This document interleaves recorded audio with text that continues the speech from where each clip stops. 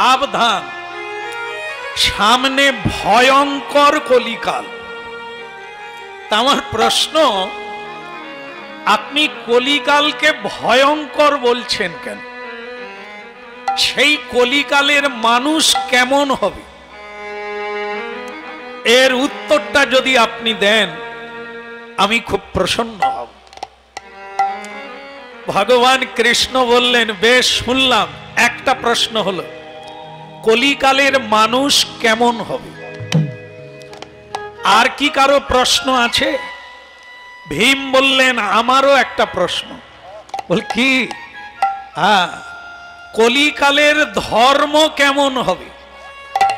বাবা, ঠিক আছে। আর কেউ কিছু বলবে? অর্জুন বললেন, কলিকালের মা কেমন হবে, কলিকালের বাবা কেমন হবে? ভালো লাগলো। তাহলে আর কেউ? নকুল বললেন, আমারও একটা জানার ইচ্ছে, এই কলিকালে মানুষ ধর্মযাজন কিভাবে করবে? বেশ, তাও হবে। তখন সহদেব বললেন, আমারও জানার ইচ্ছা, এই কলিকালে মানুষের মানে উপর দিকে যাওয়া, উত্থান কিভাবে হবে, মানে উন্নতি কিভাবে হবে, আবার মানুষের ধ্বংস কিভাবে হবে।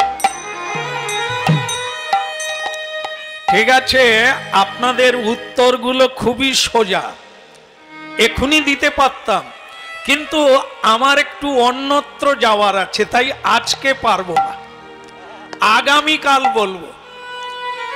তবে তার আগে একটি কাজ আছে। আগামীকাল প্রত্যুষে, প্রত্যুষ মানে প্রাতঃকাল, মানে সকাল, এই সকালবেলা 5 ভাই 5টা রাস্তায় একটু হাঁটবে, আলাদা আলাদা করে। তারপর আমি আসব, আপনাদের 5টা উত্তর আমি দিয়ে দেব। তো ঠিক আছে, ঠিক আছে, কোনো অসুবিধে নেই। সকালবেলা 5 ভাই 5টা পথে হাঁটা শুরু করতে যায়। ঠিক সেই সময় যুধিষ্ঠির মহারাজ বললেন, একটা কাজ করো ভাই, ভগবানের নাম নিয়ে রাস্তায় বাহির হও। বলে কেন? হরিনাম কৃষ্ণ নাম নিলে কি কোনো বিপদ হয় না? মনে করুন যারা হরিনাম করে, কৃষ্ণ নাম করে, তাদের কি কোনো বিপদ হয় না? যেখানেই যাব হরিনাম নিতে হবে, যা করব হরিনাম। যুধিষ্ঠির মহারাজ বললেন যে যখন বর্ষা নামে, মানে বৃষ্টি নামে, তখন ছাতা মাথায় দিলে কি বৃষ্টি আর পড়ে না? হ্যাঁ, বৃষ্টিতে ছাতা মাথায় দিলেন আর বৃষ্টি পড়ে কিনা? হ্যাঁ পড়ে, তো ছাতা কেন মাথায় দেন? বলছেন ভীম বলছেন বৃষ্টি পড়ে, তবে কম পড়ে, ছাতা মাথায় তো, এই জন্য বৃষ্টি পড়ে তো কম পড়ে। ওই রকমই জিনিস, মানুষ যা কর্ম করে তার ফল তাকে পুরোটাই নিতে হবে। কিন্তু যদি কেউ গুরু গোবিন্দের চরণে শরণ নেয়, তাহলে ছাতা মাথায় দেওয়ার মতো পাবে, তবে কম পাবে। হরিনাম কৃষ্ণ নাম করলে তার ফলটা একটু কমবে, যেটা তাল হয়ে আসার কথা ছিল সেটা তিল হবে। ভীম বললেন, আর দেরি করব না, হরিনাম অবশ্যই গাইব, কারণ বিপদ সকলেরই হবে, কিন্তু হরিনাম কৃষ্ণ নাম করলে বিপদ ভঞ্জন তাকে কৃপা করে। কেশব মাধব গিরিধারিলং, কেশব মাধব গিরিধারিলং, কেশব মাধব গিরিধারিলং, কেশব মাধব গিরিধারিলং, কেশব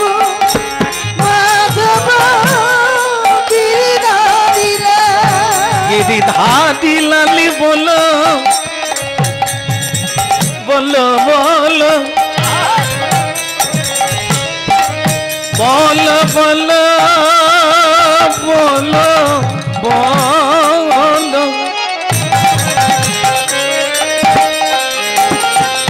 গিরিধারী লালি বলো মদন গোপাল কেশব মাধব গিরিধারী বলো কেশব মাধব গিরিধারী গিরিধারী লালি বলো যশোদা দুলাল গিরিধারী লাল বলো যশোদা দুলাল গিরিধারী লালি বলো যশোদা দুলাল কেশব মাধব গিরিধারী কেশব মাধব গিরিধারী কেশব মাধব গিরিধারী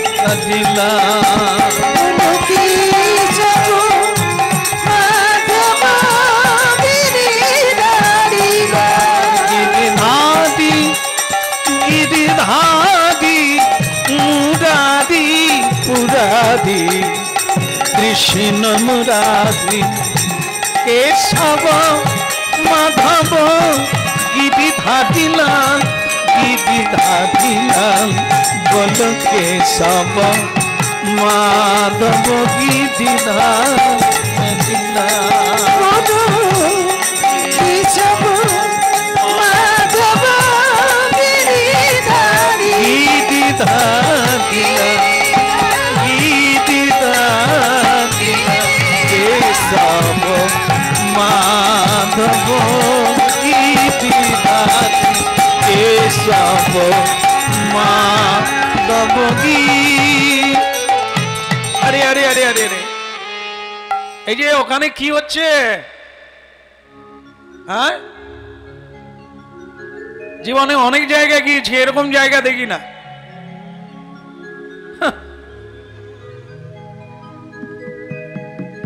এমন ব্যাপার ঘটলো যে হরিনাম বন্ধ হয়ে গেল আমি জীবনে এরকম দেখি না একটা হাতি তার দুটো সুর একটা হাতি তার দুটো সুর আপনারা দেখেছেন কোনোদিন আমার বাপ ঠাকুর দাদাও দেখেন এখনো ব্যাপার আছে আমি আর মানে এই রাস্তায় আমি আর এগোবো না এই কৃষ্ণ যে কেন বলেছিল আলাদা আলাদা করে হাঁটবে এই এখন আমার মাথায় ঢুকেছে ওনার কথা মানে জিলেপির পেঁচের মতো ধরাও মুশকিল আর বোঝাও মুশকিল এ হাতির একটা হাতির দুটো সুর এর রহস্য কি এ কৃষ্ণকে জিজ্ঞাসা করুন যুধিষ্ঠির মহারাজ ঘুরে রাজপ্রাসাদে ফিরে এলেন ভীম আর একটা রাস্তা দিয়ে যাচ্ছে কারণ ভগবান শ্রীকৃষ্ণ লীলা পুরুষোত্তম তিনি আলাদা আলাদা করে রাস্তায় যেতে বলেছিলেন এই যুধিষ্ঠির মহারাজ হাতি দেখে ঘরে এলেন ভীম আর একটা রাস্তা দিয়ে যাচ্ছে কেশব মাধব গিরিধারী লাল কেশব মাধব গিরিধারী গিরিধারী লালি বলো গিরিধারী লালি বলো মদন গোপাল গোপাল গোপাল গোপাল এসব মাধব গিরিধারী লাল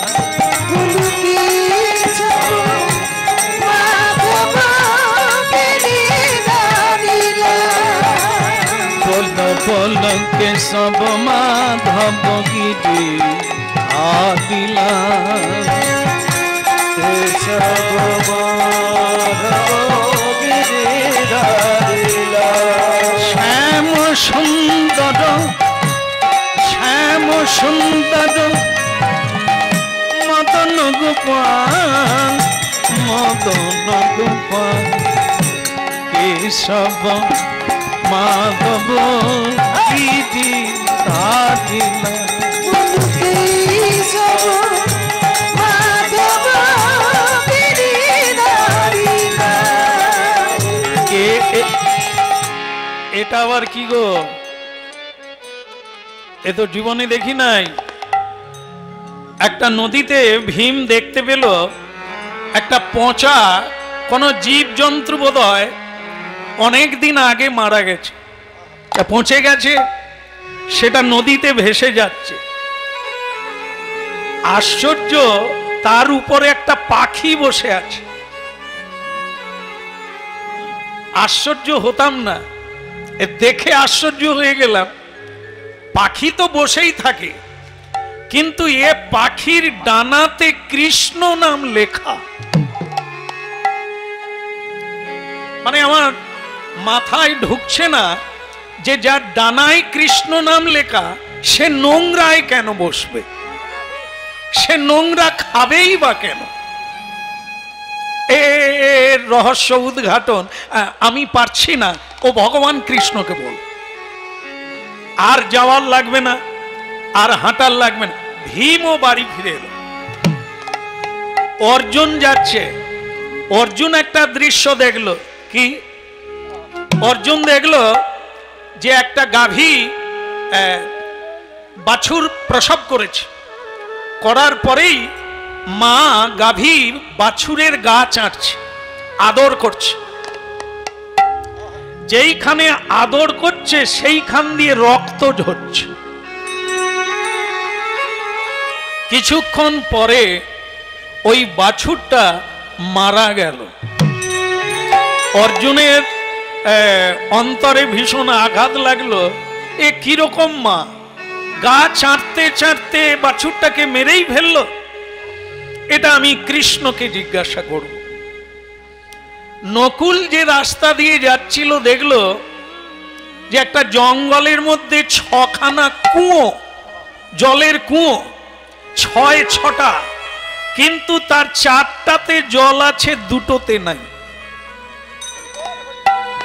নকুল ভাবছে যে একই জায়গায় কুয়ো আছে, যদি জল না থাকে তাহলে 6টাতেই থাকবে না, কিন্তু 4টাতে আছে, 2টোতে নাই। ব্যাপারটা আমার বুঝে উঠতে পারি না। তা আমি বরং এটা কৃষ্ণকে জিজ্ঞাসা করব। তাহলে পঞ্চ পাণ্ডব 5 ভাই হয়ে গেল। কি হয়ে গেল? তো কটা বাকি আপনি গুনেননি?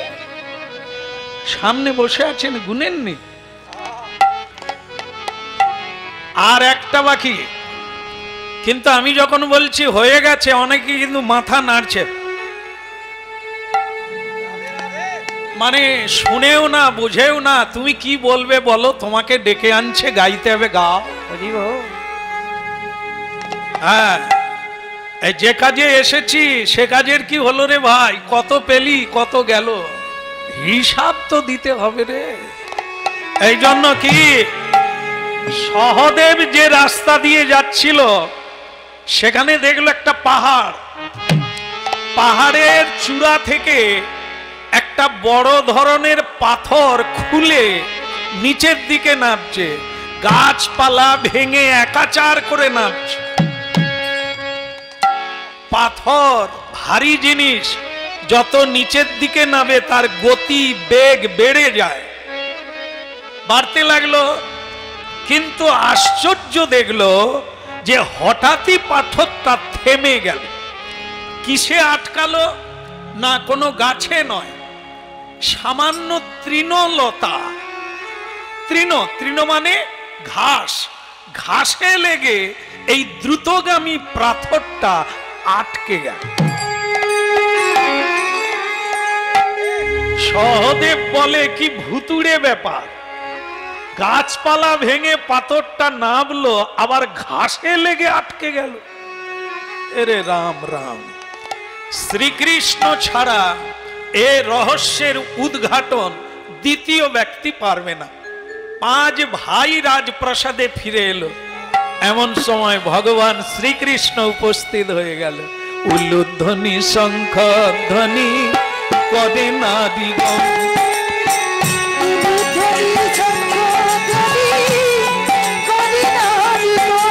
এখন উলুধ্বনি শঙ্খ ধ্বনি করে নারীগণ।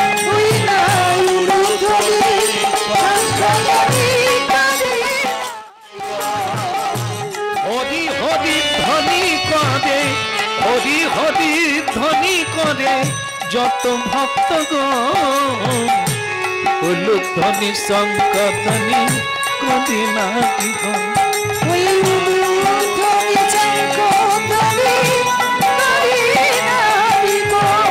হরি হরি ধ্বনি করে, হরি হরি ধ্বনি করে যত ভক্তগণ, উলুধ্বনি শঙ্খ ধ্বনি করে নারীগণ।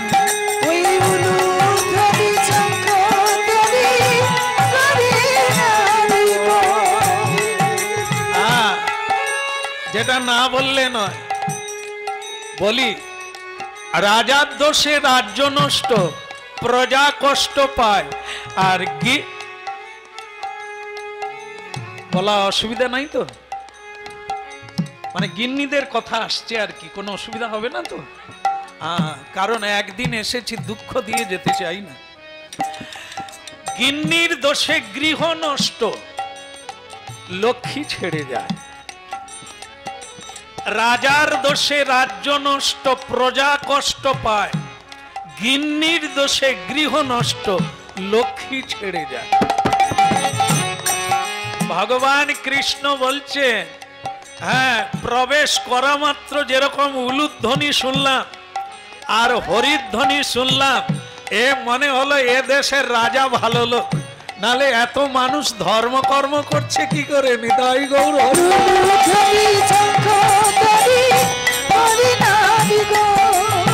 উলুধ্বনি শঙ্খ ধ্বনি করে নারীগণ।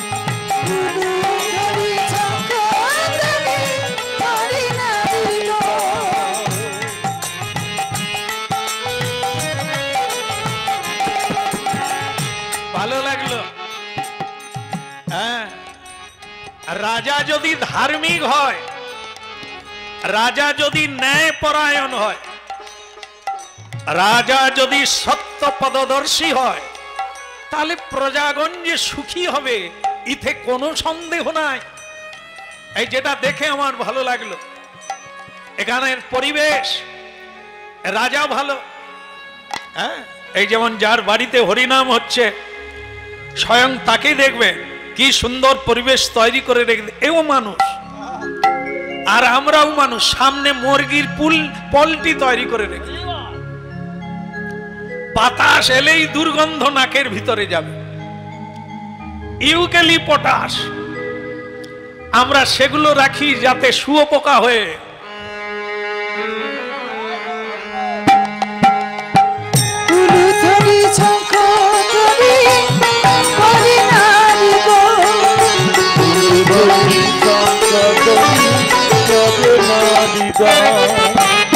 হরি হরি ধ্বনি করে যত ভক্তগণ, উলুধ্বনি শঙ্খ ধ্বনি করে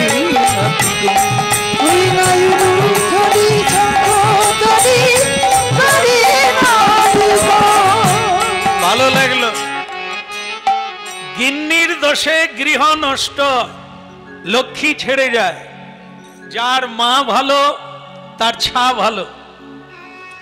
যে মা সকালবেলা উঠে স্বামীকে প্রণাম করে, জগৎ স্বামীকে প্রণাম করে, তার বাচ্চারা কি করবে?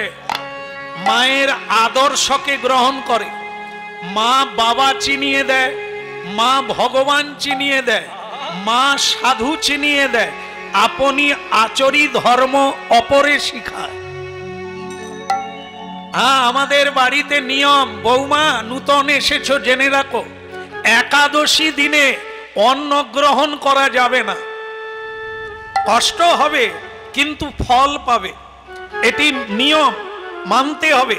কারণ একাদশী দিনে অন্নের মধ্যে, পঞ্চশস্যের মধ্যে পাপ প্রবেশ করে, পাপ প্রবেশ করে, সেই দ্রব্য তুমি যদি খাও তাহলে তোমার মধ্যে পাপ প্রবেশ করবে।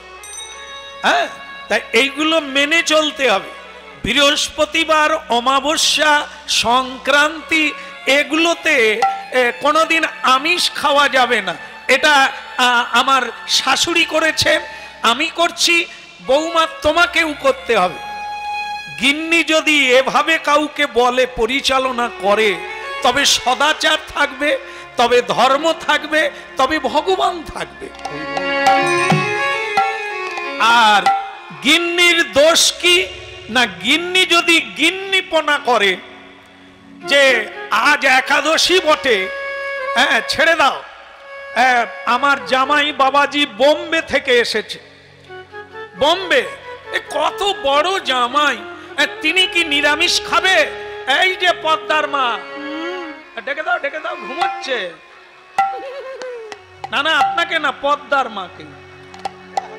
যা কসাই খানায় লাইন দিয়ে নিয়ে আয়। ভক্তমন্ডলী মায়েরা হরিনাম শুনছে, শুনতে হবে, না হলে মগজ ধলাই হবে না। ময়লা তো পড়েই গেছে, ও নিয়ে চিৎকার করে লাভ নাই, কি করে ময়লা তুলতে হবে সেটা ভাবতে হবে। ময়লা তোলার ব্যাপার হলো, যা করিনি তা করতে হবে, যা জানিনি তা জানতে হবে, আমার বাড়ি কোথা বুঝতে হবে, আমি কে তা জানতে হবে। আধার কার্ড দেখালে হবে না।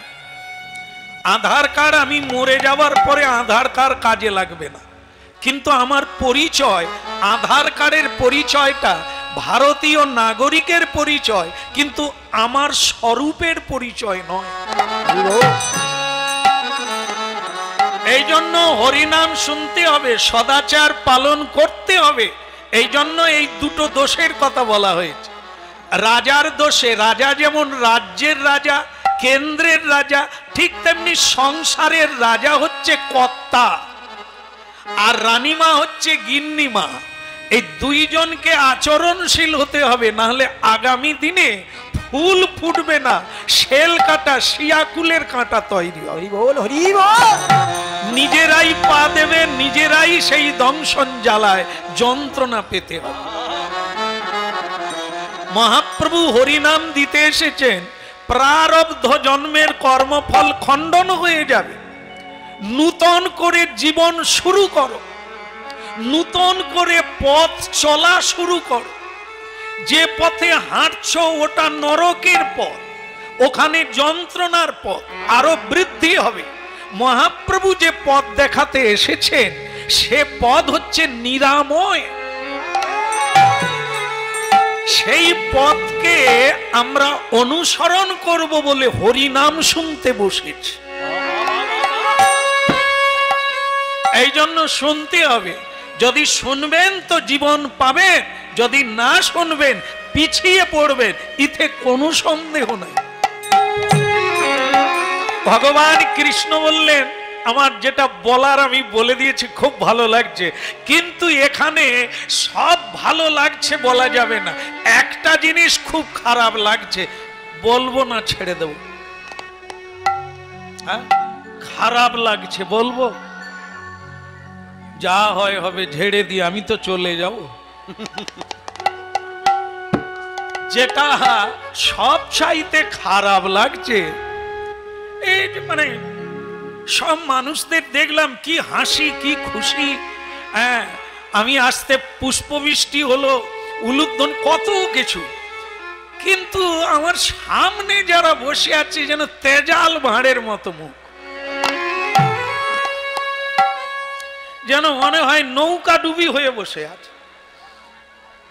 আমি ভাবি যে কি হলো রে বাপ, এরকম না। না, আপনারা আবার দুঃখ পাবেন না যে সামনে বললাম বলে আপনারা। ভগবান কৃষ্ণ বলছেন, কৃষ্ণ বলছেন মানে কোথায়? নিউ দিল্লি।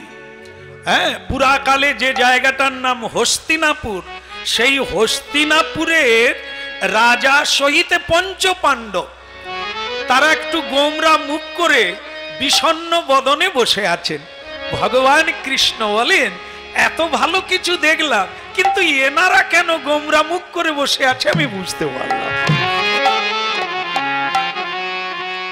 ভীম বললেন, কৃষ্ণ এ তো তোমার জন্য, তুমি আলাদা আলাদা করে রাস্তায় হাঁটতে বললে কেন? হে ভীমসেন, তাতেই বা ক্ষতি কি? বলে ওই হাঁটতে গিয়েই তো বিপদ হলো। যুধিষ্ঠির মহারাজ বললেন, কৃষ্ণ ভীম ঠিকই বলেছে। এই যেমন মনে করো আমি যে রাস্তায় হেঁটেছিলাম, একটা হাতি দেখে আমার মন খারাপ হয়ে গেল। ভগবান কৃষ্ণ হেসে বলছেন, হাতি সে তো বাচ্চারাও দেখে। বলে না, এ হাতি বাচ্চার বাবাও দেখেনি, তার বাবাও দেখেনি। বলে কেন, হাতি কিরকম, 5টা পা? বলে না, সে হলেও আলাদা। দেখলাম একটা হাতি সব ঠিকঠাক আছে, কিন্তু তার সুর দুটো। এটা কেন?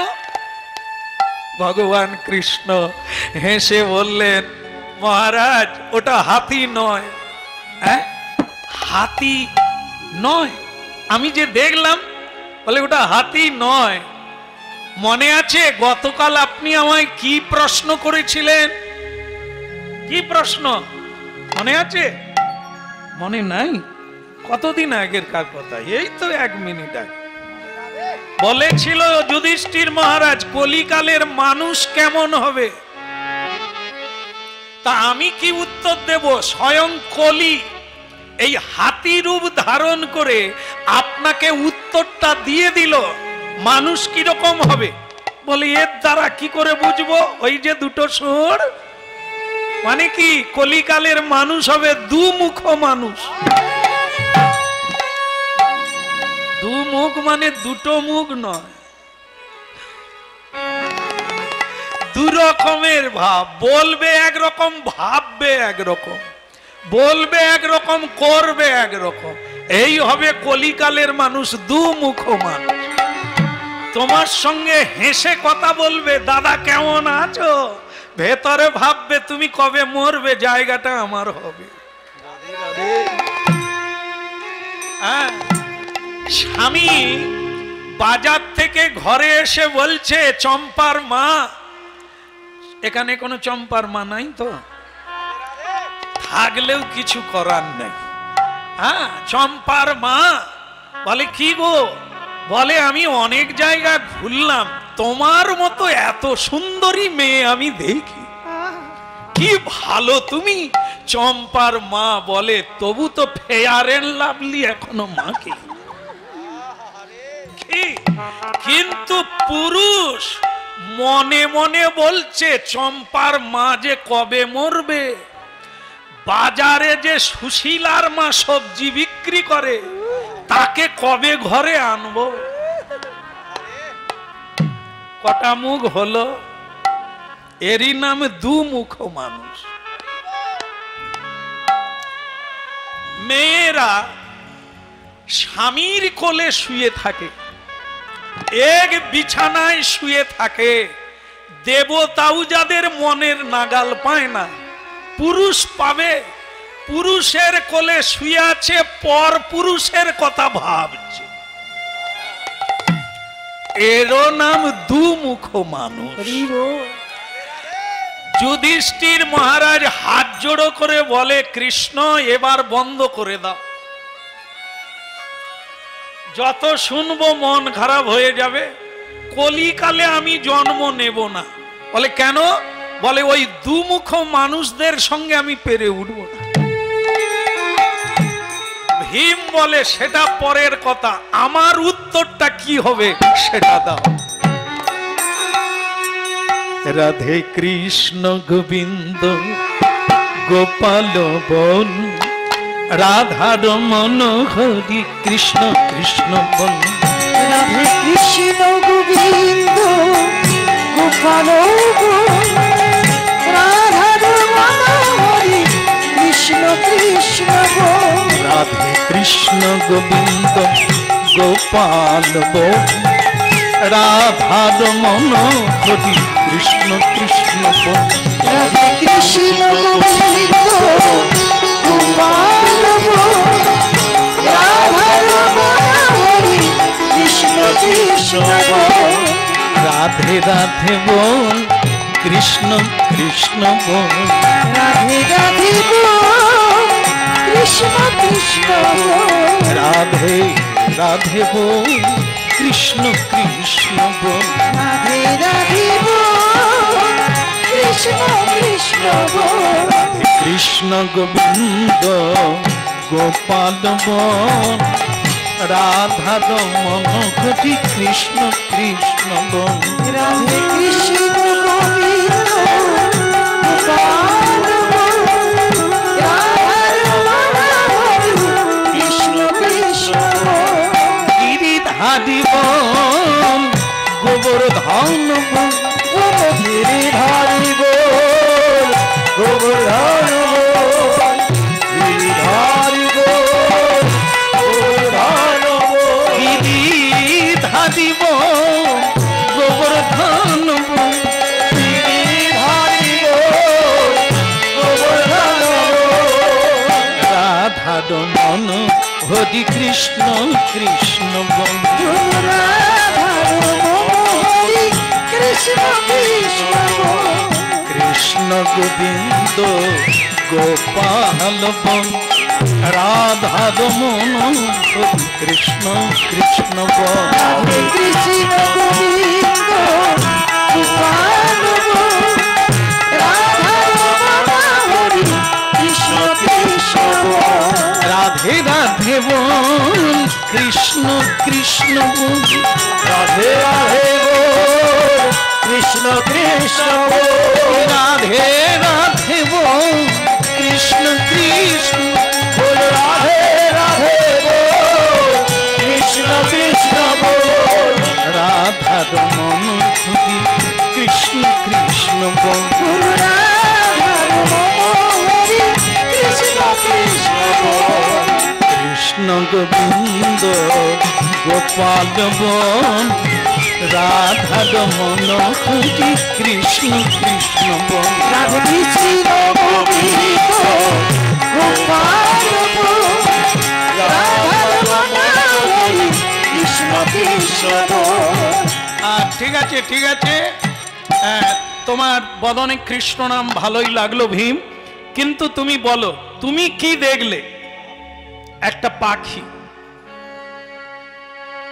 পাখির ডানাতে কৃষ্ণ নাম লেখা। আমাকে অবাক করলো যেটা, যার ডানায় কৃষ্ণ নাম লেখা সে একটা পচা নোংরায় বসে ঠুকরে ঠুকরে খাচ্ছে। কৃষ্ণ বললেন ওটা পাখি না, ওর নাম হচ্ছে কলি। গতকাল তুমি প্রশ্ন রেখেছিলে আমার কাছে যে কলিকালের ধর্ম কেমন হবে, এর উত্তরটা স্বয়ং কলি দিয়ে দিল। কিভাবে? ওই পাখির রূপ ধারণ করে। মন দিয়ে শোনো, উল্টো দিকে তাকাবে না, চোখের পাতা নড়বে না। হ্যাঁ, জলেও মুখ দেখা যায়, জলে মুখ দেখা যায়, জল যদি না নড়ে। এই নিজেকে নিজে জানতে পারবে, অনেক কিছু জানবে যদি চিত্ত না চাঞ্চল্য হয়। এই জন্য প্রতিদিন বসা অভ্যাস করলে মনও বসবে, তুমিও বসবে। বসতে হবে, সাধু সঙ্গে বসতে হবে, সৎ সঙ্গে বসতে হবে, হরি নামে বসতে হবে, ধ্যান করতে হবে, তবে তো তুমি বসে আসবে। আজ যেটা বলছিলাম কান খাড়া করে শোনো, ওটা কলি। এ জানিয়ে দিল কলিকালের ধর্ম কেমন হবে। কলিকালের ধর্ম হচ্ছে বাহ্যাম্বর, মানে বাইরে জাগ জমক, ভেতর মে ফা। হ্যাঁ, ধর্মের নামে ঢাক বাজবে কিন্তু ধর্ম হবে না। এই যে আপনারা কিছু কিছু মিল দেখতে পাবেন, দুর্গা পুজো হয়, মানুষ দুর্গা ঠাকুর দেখে কি? প্রতিমার দিকে তাকায় কি সকলে?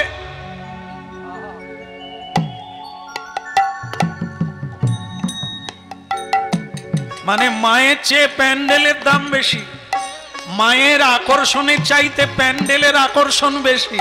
তা মা দেখতে গেছে না প্যান্ডেল দেখতে গেছে? হ্যাঁ, ভগবানের আকর্ষণের চাইতে মন্দিরের আকর্ষণ যদি বেশি হয়ে যায় তাহলে তো জীবন ব্যর্থ যাবে। দেখতে হবে মন্দির নয়, মন্দিরের প্রতিষ্ঠিত সেই আদি পুরুষকে দেখতে হবে। এই জন্য কলিকালে ধর্ম হবে, কিন্তু ধর্মের ধামে ঢাক ঢোল বাজবে, ধর্ম হবে না। বাহ্যাম্বর, লোক দেখানো ধর্ম। ऐसा हुआ तैसा हुआ कोई नहीं, মানে কেউ পারে না এরকম করতে, কেউ পারে না। এই অহংকারটা দেখাবার জন্য মানুষ অনেক কিছু করে, ভেতরে ভক্তি শূন্য, শ্রদ্ধা শূন্য, ভগবত সেবায় চোখে জল আসে না। এই বাহ্যাম্বর লোক দেখানো, এটাই এ কলিকালের ধর্ম হবে এরকম। অনেক কিছু হবে, বৈষ্ণব সেবার আয়োজন নাই, হাজার হাজার লোক খেয়ে গেল, বৈষ্ণব সেবার কোনো ব্যবস্থা নেই।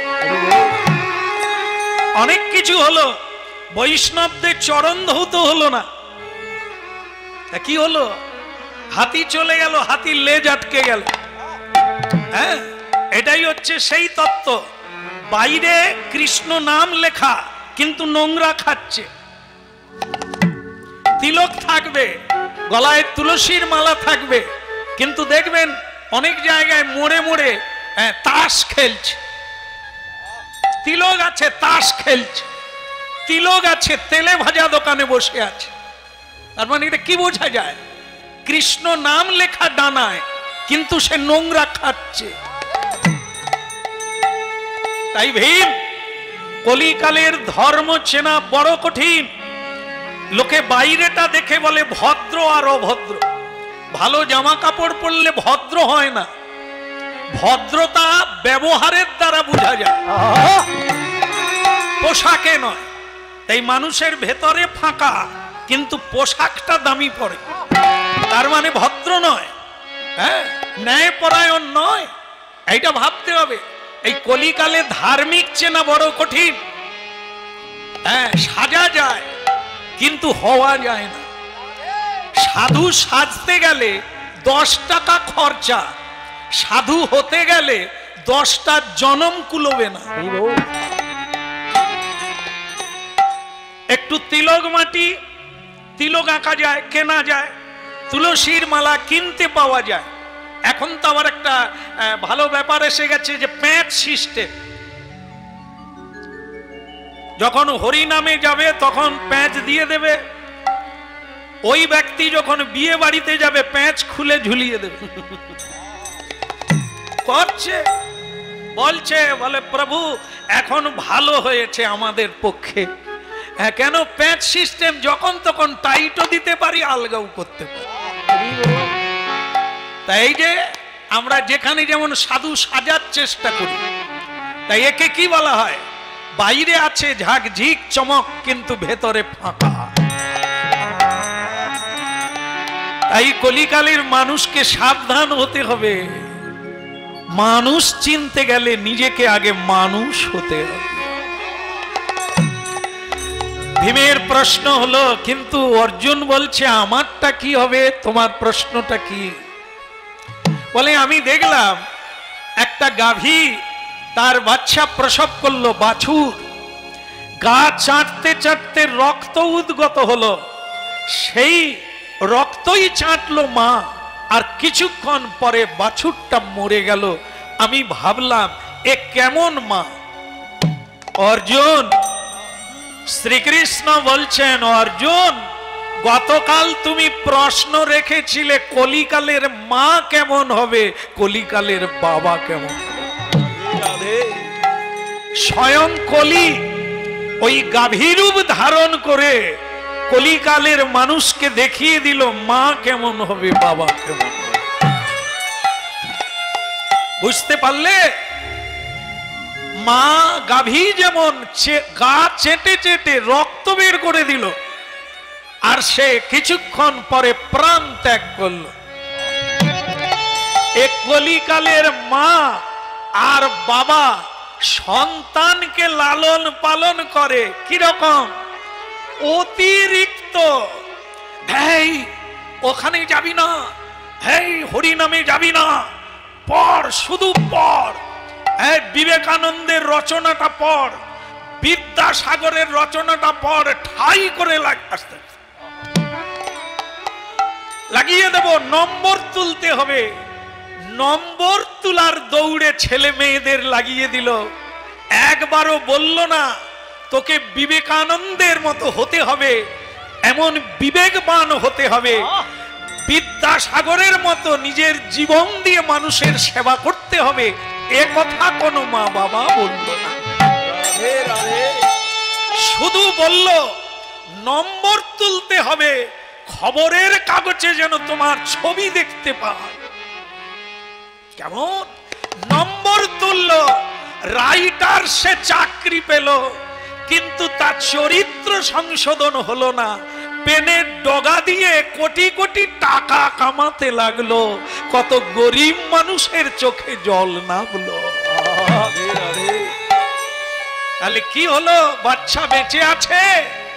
মরে যাওয়ার মানে এটা নয় যে শ্বাস বেরিয়ে গেলেই মরা, না। পণ্ডিত ব্যক্তিরা, ভারতীয় আধ্যাত্মিকবাদীরা বলেছেন আসল মৃত্যু হলো মানুষের যখন বিবেক হারিয়ে যায়, মানুষ যখন জ্ঞান শূন্য হয়ে যায়, মানুষ যখন ন্যায়পরায়ণ হারিয়ে ফেলে, তার মৃত্যু তখনই হয়ে গেছে। কেবল জীবন্তে মরে বেঁচে আছে। ভক্তমণ্ডলী মায়েরা, ভগবান কৃষ্ণ বললেন কলিকালের দুর্দান্ত কলিকাল, ভয়ঙ্কর কলিকাল। তাই মা বাবা অর্থ লোভের জন্য সন্তানকে এভাবেই মানুষ করে, মানুষ করে না কখনো যে মানুষ অপরকে বাঁচাতে পারে। এই হবে কলিকালের মা আর কলিকালের বাবা।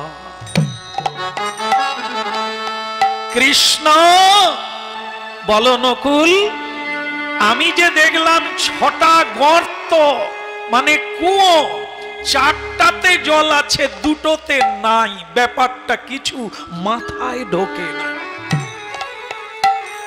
নকুল বড় সোজা, বড় সরল কথা। বলে কি 4টায় জল আছে 2টোতে নাই, মানেটা কি? এ কলিকালে সব কিছু থাকবে, 2টো জিনিস থাকবে না। সাধুর সেবা হবে না, সাধু মর্যাদা পাবে না, পিতা মাতা মর্যাদা পাবে না। হচ্ছে কিনা আপনারা মিলিয়ে নেবে। 4টাতে জল আছে, 2টোতে নাই। জগতে সাধুর সেবা হয় না, জামাইয়ের আদর যেভাবে হয়, সাধু গুরুর সেবা সেভাবে হয়। যেভাবে শালা শালীর সেবা হয়, মা বাবাকে সেভাবে সেবা করা হয়। তাই বড় অভাব নকুল, সব থাকবে, 2টো কুয়ো শুকনোই থাকবে কলিকাল। সহদেব বলে দাদা তাহলে আমার উত্তরটা? বলে কি? পাহাড়ের চূড়া থেকে একটা পাথরের টুকরো নিচের দিকে নামছে, ঘাসের ডগায় লেগে আটকে গেছে। তত্ত্বটা কি? কৃষ্ণ জগৎগুরু বলে দাও মোরে, তৃষিত তাপিত হৃদয় জুড়াইতে। কৃষ্ণ বলে সহদেব, এই তোমাদের 5 ভাইয়ের মধ্যে তোমার কথাটাই সবচাইতে ভালো কথা।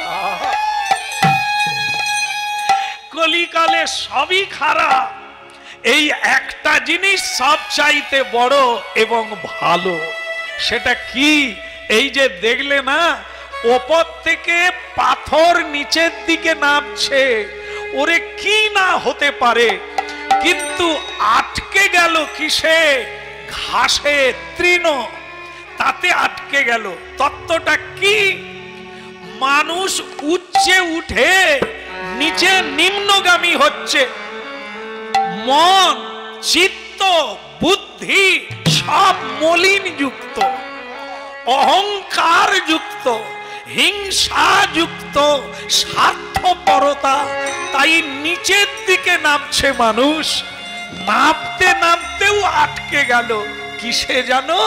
কলিকালে গৌরাঙ্গ মহাপ্রভু হরি নাম এনেছে, তৃণের ন্যায় তুচ্ছ বটে, কিন্তু কেউ যদি নিতে পারে আটকে যাবে, আর পড়বে না। বলো দে হরি, বলো দে একবার, বলো দে হরি, বলো দে হরি, বলো দে।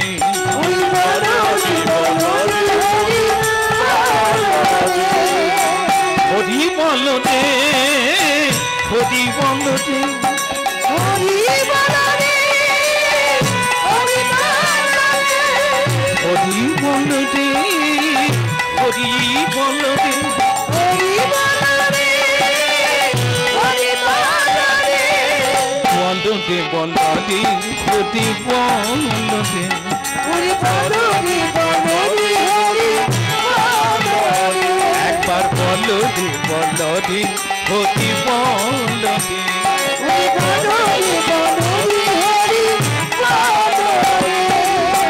হরি বলো, হরি বলো, হরি বলো ভাই রে, হরি বলো, হরি বলো, হরি বলো ভাই রে। নাম বিনা কলিকালে আদি গতি নাই রে, নাম বিনা কলিকালে আর গতি নাই রে। নাম বিনা কলিকালে আদি গতি নাই রে, নাম বিনা কলিকালে আর গতি নাই রে। হরি বলো, হরি বলো, হরি বলো ভাই রে, হরি বলো, হরি বলো ভাই রে। হরি নামে উদ্ধার দিল জগাই আর মাথায় রে, হরি নামে উদ্ধার দিল জগাই আর মাথায় রে।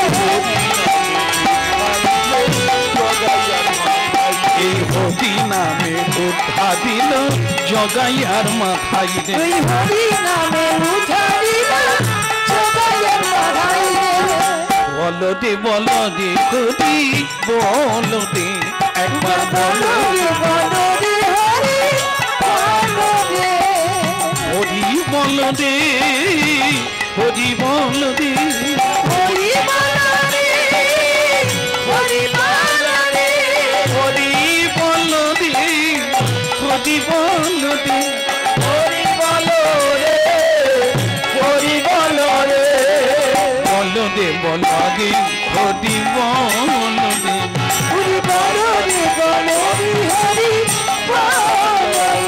একবার বলো দে, বলো দে, হরি বলো দে,